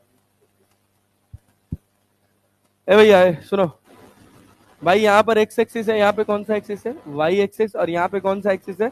जेड एक्सिस। क्या ये मोटा मोटा हिसाब क्लियर हो रहा है? हम कह रहे हैं एक्स के अलोंग एक्सपेंशन है अल्फा 1, वाई के अलोंग अल्फा 2 और इसके अलोंग अल्फा 3। क्लियर है क्या? तो चेंज इन वॉल्यूम क्या लिखोगे? वी डेल्टा वी बराबर V alpha 1 plus alpha 2 plus alpha 3 delta T लिखोगे। और सब बराबर हो गए तो क्या फिर से वही फॉर्मूला बन गया? अल्फा 1 अल्फा 2 क्या हो गया? डेल्टा वी बराबर v into 3 alpha delta t. अरे आया? तो डेल्टा वी बाई वी क्या हो गया भैया? 3 अल्फा डेल्टा टी। अरे समझ आया क्या? आया भाई साहब? सिंपल बात है। अच्छा, इसके बाद थर्मल एक्सपेंशन में एक हिस्सा आता है जिसका नाम होता है का बाई मेटालिक स्ट्रिप। बकवास बात है, एकदम सिंपल आसान। मान लो हमने तुमसे कहा कि तुम्हारे पास ये एक मेटल की स्ट्रिप है और तुम्हारे पास ये एक दूसरी मेटल की स्ट्रिप है। इसका थर्मल एक्सपेंशन है अल्फा 1, इसका थर्मल एक्सपेंशन है अल्फा 2। हमने कहा कि ये इंबेडेड है, मॉलिक्यूलर जुड़े हुए हैं, ऐसा कभी नहीं हो सकता कि दोनों अलग अलग जाए। क्लियर है? हमने कहा कि अल्फा 1 जो है वो छोटा है किससे? अल्फा 2 से। कौन ज्यादा एक्सपेंड करना चाहेगा? ऊपर वाला ना? ऊपर वाले में एक्सपेंशन ज्यादा होगा, तो ऊपर वाला क्या करेगा? ज्यादा फैलेगा। अंदर वाला कम फैलेगा, तो जो फाइनल स्ट्रक्चर बनेगा क्या कुछ ऐसा बन जाएगा? अरे मुड़ जाएगा कि नहीं मुड़ जाएगा? ये अपने पास अल्फा 1 है, ये अपने पास अल्फा 2 है, और अब इसका लेंथ एल रहेगा या बदल जाएगा? एल डैश हो जाएगा ना? हाँ, एल डैश हो जाएगा ना? हाँ, अब अपने सिलेबस में नहीं है एल डैश की कैलकुलेशन, तो बिना मतलब इसका टाइम पास भी नहीं करेंगे। वैसे इसका जो यूज होता है वो फ्यूज एंड इलेक्ट्रिक बेल्स में होता है। क्यों फ्यूज में? कैसे फ्यूज में कैसे चिपके रहेंगे? करंट चल रही है, इनके अंदर से करंट जा रही है, हीट हो रहे हैं ना? जैसे ही ज्यादा करंट जाएगी क्या होगा? हीटिंग इफेक्ट बढ़ जाएगा। जैसे हीटिंग इफेक्ट बढ़ेगा ये मुड़ जाएंगे, अब मुड़ेंगे तो कनेक्शन कट हो जाएगा। फिर क्या होगा? कनेक्शन कट हो गया तो अब टेम्परेचर गिरेगा, ठंडे होंगे धीरे धीरे धीरे धीरे धीरे धीरे धीरे, फिर से सीधे हो जाएंगे, फिर से टच कर जाएंगे, फिर से तुम्हारे घर में सप्लाई आ जाएगी। क्लियर है? यही सेम काम बेल में होता है, मतलब they work like a switch. बात समझे ना? Fuse switch. क्लैरिटी है? अब जैसे मान लीजिए हम इसका एक एंड फिक्स कर दे। सोचिए, हम कहें कि ये आपके पास एक बाई मेटालिक स्ट्रिप है, इसका ये एंड फिक्स कर दिए, इस एंड पे ये नहीं फैल सकता। और अगर हमने आपसे कहा कि ये आपका अल्फा 1 है, ये आपका अल्फा 2 है, और अल्फा 1 जो है वो कम है किससे? अल्फा 2 से, तो क्या ये नीचे की तरफ मुड़ जाएगा? अगर अल्फा 1 ज्यादा होता तो कहां मुड़ जाता? ऊपर की तरफ। अब सोचो, यहां पे इस समय इसका टर्मिनल ये स्विच से कनेक्टेड है। अब क्या होगा? इसके अंदर से कोई सप्लाई पास कर रही है, एक समय ऐसा आया कि ये सप्लाई ज्यादा हो गई, क्लियर है, हीटिंग इफेक्ट आया, तो क्या ये ऐसे मुड़ जाएगा? अरे मुड़ जाएगा कि नहीं मुड़ जाएगा? सर्किट डिस्कनेक्ट हो गया कि नहीं हो गया? हो गया। अरे हुआ ना? फिर क्या होगा? सर्किट डिस्कनेक्ट हो गया, अब कोई करंट जा नहीं रही है, फिर टेम्परेचर कम हो जाएगा, इसका ठंडा होगा, फिर से कॉन्ट्रैक्ट होगा, सीधा होगा, फिर आके चिपक जाएगा। अरे क्लैरिटी है ना? हाँ। इसका बहुत तगड़ा यूज होता है जब कभी फ्लक्चुएटिंग सप्लाई आती है और बहुत बड़े बड़े कॉमर्शियल मशीन्स काम करती है। जैसे क्या है कि इलेक्ट्रॉनिक की दुनिया में आप बहुत ज्यादा पावर एक साथ कंट्रोल नहीं कर सकते, क्योंकि इलेक्ट्रॉनिक इक्विपमेंट जो होते हैं वो 2 volt, 10 volt, 12 volt, 50 volt, 100 volt, 1000 volt तक ऑपरेट होते हैं। ऐसी बड़ी बड़ी सीएनसीज, ऐसी बड़ी बड़ी मशीन्स हैं जिनके सप्लाई जो आ रही है, जिनके यहाँ डायरेक्ट सप्लाई उतर रही है, ऐसे ऐसे फैक्ट्रीज हैं जहां डायरेक्टली 11,000 वोल्ट की सप्लाई उतर रही है। 440 वोल्ट तो छोड़ दो, और उनका एक अपना कॉमर्शियल ट्रांसफार्मर है और वहां से वो ट्रांसफार्मर को सप्लाई को डाइल्यूट करते हैं, कहीं 440 वोल्ट में, कहीं 220 वोल्ट में, मशीन के हिसाब से। तो उतनी इफेक्टिव उसका आउटपुट देने के लिए, कंट्रोल करने के लिए फ्यूजिंग सर्किट्स यूज किए जाते हैं इस तरह के, कि अगर अचानक से सप्लाई फ्लक्चुएट कर रही है तो हम इनके भरोसे, सेमीकंडक्टर्स के भरोसे ना बैठे रहे कि दगेंगे, क्योंकि भाई उसमें हीटिंग इफेक्ट आएगा तो वो पूरा सर्किट उड़ाएगा। और यहां क्या है, मैनुअल स्विच लगे होते हैं, जहां सप्लाई गड़बड़ हुई वहां से डिस्कनेक्ट हो गया। क्लैरिटी है ना? अब क्या होगा इसमें कि ये खराब नहीं होगा, पहली बात। और सेमीकंडक्टर्स के साथ सबसे बड़ी प्रॉब्लम यह है कि जब वो निपट जाते हैं तो उनका खेल खत्म। क्लियर है? और दूसरी बात यह कि वो बहुत ज्यादा हाई वोल्टेज सर्वाइव नहीं कर पाते। यहां हाई करंट आ रही है, कोई फर्क पड़ता नहीं है, हीट करेंगे क्या होगा, लटक जाएंगे। क्लियर है ना? फिर उसके बाद ठंडे हो गए, फिर से फ्यूज से टच कर जाएंगे, फिर सप्लाई ऑन हो जाएगी। क्लियर है ना? यही गेम है पूरा बाई मेटालिक स्ट्रिप्स का, जनरली कॉमर्शियल यूसेज होता है इसका।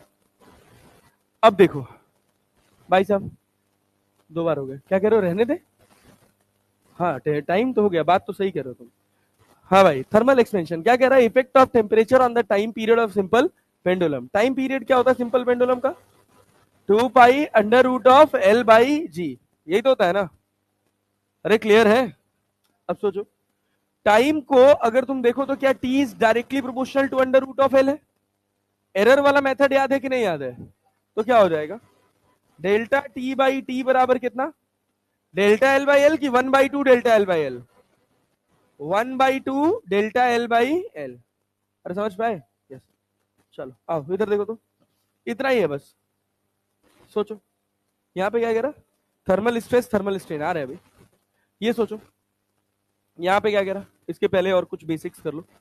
ये बताओ, मान लो हमने तुमसे कहा कि ये तुम्हारे पास एक कैविटी है, इसका इनर रेडियस ए है और आउटर रेडियस बी है।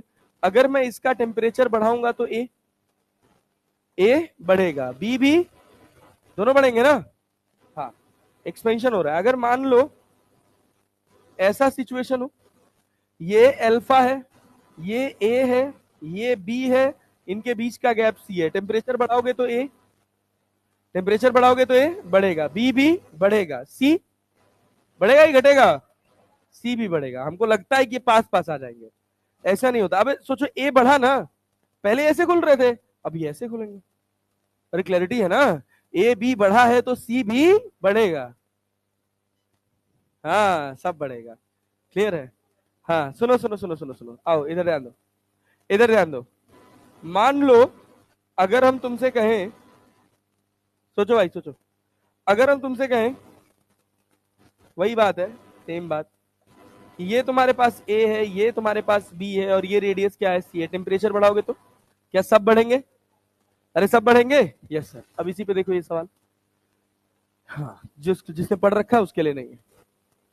क्या कह रहा है, स्टीपी a rod is hung from the frame as shown in figure, leaving a small gap between the rod and the floor, the frame and rod system is heated uniformly up to 350 kelvin. Then क्या होगा, सोचो अगर दोनों का coefficient of thermal expansion बराबर होगा तो क्या ये कभी इस गैप को टच करेगा? नहीं। तो क्या ये गैप बढ़ेगा?